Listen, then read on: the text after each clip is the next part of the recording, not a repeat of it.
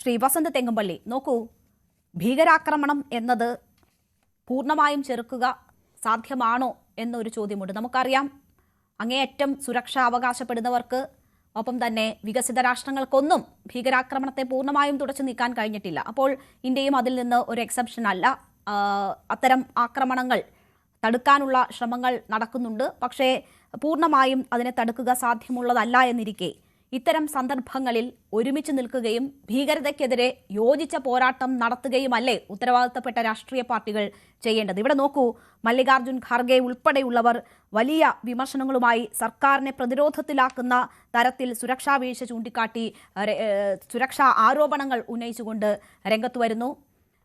ആഭ്യന്തരമന്ത്രി നോക്കൂ, രാജ്യം ഒരു ഭീകരാക്രമണത്തിന്റെ മുനയിൽ നിൽക്കുമ്പോൾ ആഭ്യന്തരമന്ത്രിയുടെ രാജി ആവശ്യപ്പെടുകയാണ് കർണാടക മുഖ്യമന്ത്രി സിദ്ധാരാമയ്യ ഉൾപ്പെടെയുള്ളവർ, പ്രിയങ്ക ഖാർഗെ ഉൾപ്പെടെയുള്ളവർ. അപ്പോൾ ഇതാണോ ഈ സന്ദർഭത്തിൽ ഉത്തരവാദിത്തപ്പെട്ട രാഷ്ട്രീയ പാർട്ടികൾ ചെയ്യേണ്ടത് എന്ന ഒരു ചോദ്യം അവിടെയില്ലേ?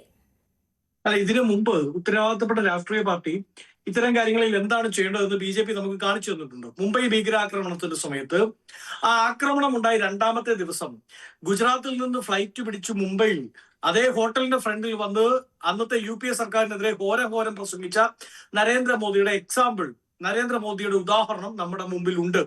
അന്ന് രാജിവെച്ചു പോയ കോൺഗ്രസിന്റെ ആഭ്യന്തരമന്ത്രിയും നമ്മുടെ മുമ്പിൽ ഉണ്ട്. അന്ന് ഞങ്ങൾ രാജിവെച്ചല്ലോ. അദ്ദേഹം 2 പ്രസ് മീറ്റുകളെ കാണുന്ന സമയത്ത് 2 കളറിലുള്ള ഷർട്ടാണ് ഇട്ടത് എന്നതായിരുന്നു അന്നത്തെ BJPയുടെ വിമർശനം. ഷർട്ട് മാറ്റാൻ ആഭ്യന്തരമന്ത്രിക്ക് സമയം കിട്ടുന്നു, എന്നാൽ രാജ്യത്തെ സംരക്ഷിക്കാൻ കിട്ടുന്നില്ല എന്നാണ് അന്ന് അത് പറഞ്ഞ. ശ്രീ വസന്ത്, പാട്ടീൽ ഡ്രസ് മാറിയെങ്കിൽ പൊതുചടങ്ങിൽ പങ്കെടുത്തുവെങ്കിൽ നോക്കൂ, അമിത്ഷാ എന്താണ് ചെയ്തത്? ഈ സംഭവം അറിഞ്ഞ് മണിക്കൂറുകൾക്കുള്ളിൽ അദ്ദേഹം LNJP ആശുപത്രിയിൽ എത്തുകയാണ്. അതിൽ പരിക്കേറ്റ് കിടക്കുന്നവരെ നേരിൽ കാണുകയാണ്. അതിനുശേഷം അദ്ദേഹം ആ സ്പോട്ടിലേക്ക് പോവുകയാണ്. ഭീകരവാദികൾ കേന്ദ്രമാക്കിയ രാജ്യത്തെ വിറപ്പിക്കാൻ തിരഞ്ഞെടുത്ത ഇടത്തേക്ക് ആഭ്യന്തരമന്ത്രി എത്തുന്നു എന്നത് ഈ ലോകത്തിന് കൊടുക്കുന്ന സന്ദേശം എത്ര വലുതാണ് എന്നത് താങ്കൾക്ക് അറിയാമല്ലോ. അപ്പോൾ രണ്ട് സന്ദർഭങ്ങളെ ഹാൻഡിൽ ചെയ്ത കാര്യത്തിൽ വലിയ വ്യത്യാസമുണ്ട് ഇതിൽ എന്ന കാര്യം താങ്കൾ മറക്കരുത്. 2 ആഭ്യന്തരമന്ത്രിമാരാണ്. 2 നമ്മുടെ രാജ്യത്തിനെതിരായ പോരാട്ടം നടന്ന, അല്ലെങ്കിൽ രാജ്യത്തിനെതിരായ വലിയ വിധ്വംസക പ്രവർത്തനം നടന്ന സമയമാണ്. അത് 2 ഹാൻഡിൽ ചെയ്ത രീതി 2ആണ്. രണ്ടും ശിവരാജ് പാട്ടീൽ എത്തിയില്ലെന്ന് രേണുവാണോ പറയുന്നത്?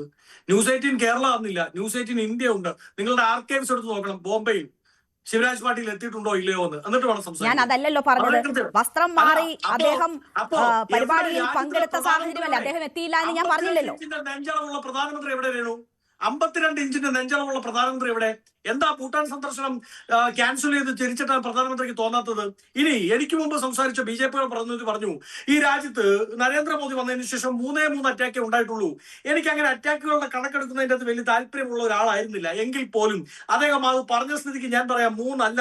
2014 മഹാരാഷ്ട്രയിൽ ഉണ്ടായ മാവോയിസ്റ്റ് അറ്റാക്ക് മുതൽ 2015 ഉണ്ടാകുന്ന ജമ്മു കാശ്മീർ അറ്റാക്ക് വഴി, മണിപ്പൂരിൽ ഉണ്ടായ ടെററിസ്റ്റ് അറ്റാക്ക് വഴി, 2015 ജൂലൈയിൽ ഉണ്ടാകുന്ന പത്താൻകോട്ട്, 2016 ജാനുവരിയിൽ ഉണ്ടാകുന്ന പത്താൻകോട്ട് അറ്റാക്കും, കൊഹർഗാർ ഷൂട്ടിങ്ങും, ഉറി അറ്റാക്കും, ബറമുള്ള അറ്റാക്കും, ഹഡ്വാർ അറ്റാക്കും, നാഗർകോട്ട് അറ്റാക്കും, ഭോപ്പാൽ അറ്റാക്കും, സുക്കുമ അറ്റാക്കും അടക്കം ഭീകരവാദികളുടെ അറ്റാക്ക് നരേന്ദ്രമോദി ഭരണത്തിൽ ഉണ്ടായിരിക്കുന്ന ഏറ്റവും അവസാനം പഹൽഗ്രാം അടക്കമുള്ളവിടെ എത്തുമ്പോൾ 38ആണ്. അതിനുശേഷവും ഉണ്ടായി.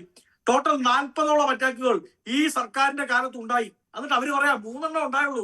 ആ കണക്കെടുക്കാനോ അവിടെ എത്ര പേർ മരിച്ചു വീണു എന്നതിന്റെ കണക്കെടുക്കാനോ താല്പര്യമുള്ള ഒരാളല്ല ഞാനോ കോൺഗ്രസ് പാർട്ടിയോ. പക്ഷെ ഞങ്ങളെ കൊണ്ട് പറയിപ്പിക്കുക.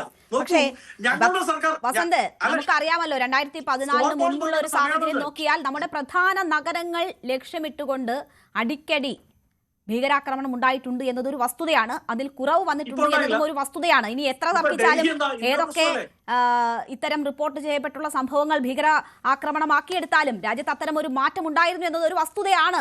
വസന്ത്, എന്റെ രേണു BJPയുടെ വക്താവ് എന്ന് വേണ്ട. BJP വക്താവ് ലെഫ്റ്റ് ആയി പോയതുകൊണ്ടാണോ അങ്ങ് BJPയുടെ വക്താവുന്നത്? നോക്കൂ, ഡൽഹി എന്താ ഇന്ദ്രപ്രസ്ഥമാ.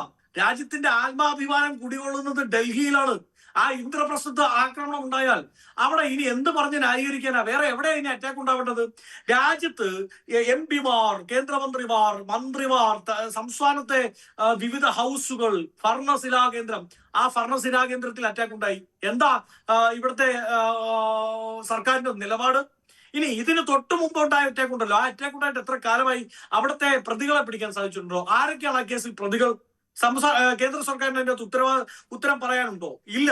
അപ്പോ ഞങ്ങൾ ഇതാ 2-3 മാസത്തിനിടയിൽ ഏറ്റവും പ്രധാനപ്പെട്ട രണ്ടിടത്ത് സിവിലിയൻസിന് നേരെ അവരുടെ ജീവൻ ഹനിക്കുന്ന രീതിയിലുള്ള അറ്റാക്കുകൾ ഉണ്ടാവുമ്പോൾ ആ വിഷയവുമായി ബന്ധപ്പെട്ട് കേന്ദ്ര സർക്കാരിന് ഒന്നും ഇല്ലാതിരിക്കുമ്പോ അതിൽ പ്രത്യാക്രമണം നടത്തി എന്ന് പറയുന്നതിൽ ചോദ്യങ്ങൾ ഉയർന്നു വരുമ്പോൾ അതിനകത്ത് സംശയ ദൂരീകരണം നടത്താൻ കേന്ദ്ര സർക്കാരിനോ ആഭ്യന്തര വകുപ്പിനോ സാധിക്കാതെ വരുമ്പോ ഞങ്ങളെല്ലാം വായും പൊത്തി AICC ആസ്ഥാനത്ത് മൗനം വലിച്ചിരിക്കണം എന്ന് പറഞ്ഞാൽ ആ പണി നടക്കില്ലെന്നേ. ആ പണി നടക്കില്ല. ആ പണി ചെയ്യാനല്ല ഇന്ത്യയുടെ ജനങ്ങൾ, ഇവിടുത്തെ ഏതാണ്ട് കോടിക്കണക്കിന് വരുന്ന ജനങ്ങൾ ഞങ്ങൾക്ക് വോട്ട് ചെയ്ത് ഞങ്ങളെ വസന്ത്, ജനങ്ങൾ വോട്ട് ചെയ്യുന്നത് അതൊരു അവർക്ക് ഏറ്റവും അടിസ്ഥാനം അവർക്ക് സുരക്ഷിതമായി ജീവിക്കാനുള്ള അവസരം ഒരുക്കുക എന്നതാണ്. അവർ വോട്ട് ചെയ്യുന്ന ആർക്കായാലും അതിനുള്ള ബാധ്യതയുണ്ട്. നോക്കൂ, ഇവിടെ ഇപ്പോൾ ഇത് സർക്കാരിന്റെ ഫെയിലിയർ ആയിട്ടാണ് ഖർഗെ പറയുന്നത്. നോക്കൂ, പാകിസ്ഥാനിൽ സമാനമായ ഒരു ഭീകരാക്രമണം അതിനുശേഷം നടന്നിട്ടുണ്ട്. അവർ ഇന്ത്യയാണ് ആ ആക്രമണത്തിന് പിന്നിലെന്ന ആരോപണം ഉന്നയിക്കുകയാണ്. അപ്പോൾ ഒരു തെളിവുമില്ലാതെ ഇന്ത്യക്ക് മേൽ ആരോപണം ഉന്നയിക്കാൻ പാകിസ്ഥാൻ ശ്രമിച്ചുകൊണ്ടിരിക്കുന്ന സമയത്താണ് ഇന്ത്യയിൽ ഈ ഒരു ഭീകരാക്രമണം ഉണ്ടായ സമയത്ത് ഇത് സർക്കാരിന്റെ വീഴ്ചയാണ് എന്നത് ഇവിടുത്തെ ഏറ്റവും വലിയ പ്രതിപക്ഷ പാർട്ടി ആരോപിക്കുന്നത്. അമേരിക്ക ഈ സംഭവത്തെ അപലപിക്കുമ്പോൾ ഭീകരാക്രമണം ഇന്ത്യയിൽ നടന്നത് ഭീകരാക്രമണം എന്ന് പറയുന്നില്ല, പാകിസ്ഥാനിലേത് ഭീകരാക്രമണമാണെന്ന് എന്ന് പറഞ്ഞുകൊണ്ട് അപലപിക്കുന്നു. ഭീകരതയ്ക്കെതിരെ ഒരുമിച്ച് നിൽക്കുമെന്ന് പറയുന്നു. അപ്പോൾ ലോകരാഷ്ട്രങ്ങൾ ഇത് കാണുകയാണ്. അപ്പോൾ ഇവിടുത്തെ സർക്കാരിന്റെ വീഴ്ചയാണ് ഇത്തരം ഒരു ആക്രമണത്തിന് പിന്നിലെന്ന സന്ദേശം ഇവിടുത്തെ പ്രതിപക്ഷ പാർട്ടികൾ കൊടുക്കുന്നത് ഇന്ത്യക്ക് ഒരു തരത്തിലും ഗുണകരമാകില്ല ഈ അവസരത്തിൽ എന്ന ബോധ്യം കോൺഗ്രസിനുണ്ടാകണമല്ലോ. ഇല്ല, അതിന്റെ ആവശ്യമില്ലല്ലോ. കാരണം എന്താന്ന് വെച്ചാൽ ഇതിനു മുമ്പുണ്ടായ അറ്റാക്കിൽ പഹൽഗാമിൽ അടക്കം ഞങ്ങൾ എടുത്ത സ്റ്റാൻഡ് എന്തായിരുന്നു? ആ സമയത്ത് അവിടെ ആയതുമായി ബന്ധപ്പെട്ട പ്രതികളെ പിടിക്കാൻ പോലും സർക്കാരിന് സാധിച്ചിട്ടില്ല. 2, ഈ രാജ്യത്തിന്റെ പ്രധാനമന്ത്രിയായി അല്ലെങ്കിൽ ആഭ്യന്തരമന്ത്രിയായി ഒരാൾ സത്യപ്രതിജ്ഞ ചെയ്യുന്നത് രേണുവിന്റെയും എന്റെയും സ്വത്തിനും ജീവനും നമ്മുടെ സമാധാനത്തിനും എല്ലാം സുരക്ഷിതത്വം നൽകിക്കൊള്ളാം എന്ന് പറഞ്ഞുകൊണ്ടാണ്. അതുകൊണ്ടാണല്ലോ കേന്ദ്ര ബഡ്ജറ്റിൽ ഏതാണ്ട് സിംഹഭാവവും ഇന്ത്യൻ സുരക്ഷിതത്വത്തിന് വേണ്ടി, സെക്യൂരിറ്റിക്ക് വേണ്ടി മാറ്റിവെക്കപ്പെടുന്നത്. അത് വെക്കപ്പെട്ടിട്ടും സംരക്ഷിക്കാൻ സാധിക്കുന്നില്ലെങ്കിൽ, ഇന്ദ്രപ്രസ്ഥം പോലും കുലുങ്ങുന്നുണ്ടെങ്കിൽ, അവിടെ പോലും ടെററിസ്റ്റിക് അറ്റാക്ക് ഉണ്ടാകുന്നുണ്ടെങ്കിൽ അത് ചോദ്യം ചെയ്യണ്ടേ? അത് ചോദ്യം ചെയ്തില്ലെങ്കിൽ എങ്ങനെയാണ് അത് തിരുത്തി പോകാൻ സാധിക്കുന്നത്? ഇതിലുണ്ടായിരിക്കുന്ന സെക്യൂരിറ്റി വീഴ്ചയുണ്ടല്ലോ, ഇതിലുണ്ടായിരിക്കുന്ന സുരക്ഷാ വീഴ്ച, അത് ചൂണ്ടിക്കാണിക്കാൻ ഈ രാജ്യത്ത് ഇന്ന് കഴിയുന്ന ഒരേ ഒരു പാർട്ടി കോൺഗ്രസ് പാർട്ടിയാണ്.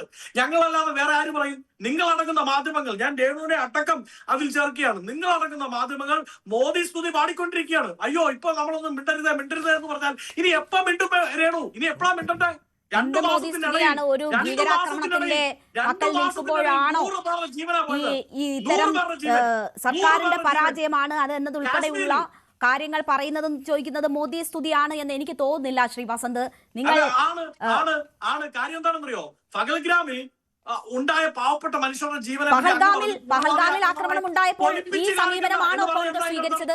പഹൽഗാമിൽ കോൺഗ്രസ് ഈ സമീപനമാണോ സ്വീകരിച്ചത്? അല്ലല്ലോ, ഈ സമീപനമല്ലല്ലോ സ്വീകരിച്ചത്. പക്ഷേ പിന്നീട് അവിടെ ഉണ്ടായ സുരക്ഷാ വീഴ്ച ഉൾപ്പെടെയുള്ള കാര്യങ്ങൾ കോൺഗ്രസ് ജനങ്ങളുടെ ശ്രദ്ധയിലേക്ക് കൊണ്ടുവരികയും ചെയ്തു. പക്ഷെ അത് മാന്യമായ സമീപനമായിരുന്നു. പക്ഷെ നോക്കൂ, ഇവിടുത്തെ ആക്രമണത്തിന്റെ മുറിവുണങ്ങും മുമ്പ് ഇന്നലെ മുതൽ കോൺഗ്രസ് നേതാക്കൾ ഇത് സർക്കാരിന്റെ വീഴ്ചയാണ് എന്ന് പറയുന്നു. സർക്കാരിനെതിരെ രംഗത്ത് വരുന്നു. ആഭ്യന്തരമന്ത്രിയുടെ രാജി ആവശ്യപ്പെടുന്നു. ആ 2 സമീപനത്തിൽ കോൺഗ്രസ് 2 ഘട്ടങ്ങളിൽ സ്വീകരിച്ച സമീപനങ്ങളിൽ വ്യത്യാസമുണ്ട് എന്നത് ഞാൻ സൂചിപ്പിക്കുകയാണ്. അത് മോദി സ്തുതി കൊണ്ടല്ല, കോൺഗ്രസ് സ്വീകരിച്ച സമീപനങ്ങളിലെ വൈരുദ്ധ്യം കൊണ്ടാണ് അത് ചോദിച്ചത്. അത് വസന്തിന് മനസ്സിലായി കാണുമെന്ന് ഞാൻ കരുതുന്നു. വസന്തിലേക്ക് ഞാൻ തിരിച്ചെത്താം. ഇപ്പോൾ ടി കെ രാജ്മോഹൻ കൂടി നമുക്കൊപ്പം ചേരുകയാണ്, റിട്ടയർഡ് SP